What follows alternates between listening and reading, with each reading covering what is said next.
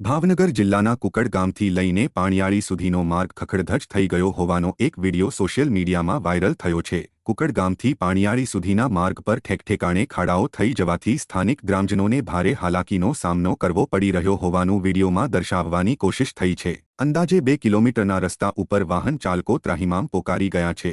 જો કે આ વિડિયો સોશિયલ મીડિયામાં ખૂબ ફરી રહ્યો છે। તંત્ર કુંભકર્ણની નિદ્રામાં જ્યારે સમસ્યાને નેતાઓ સુધી પહોંચાડવાની પણ ચર્ચાઓ થઈ રહી છે।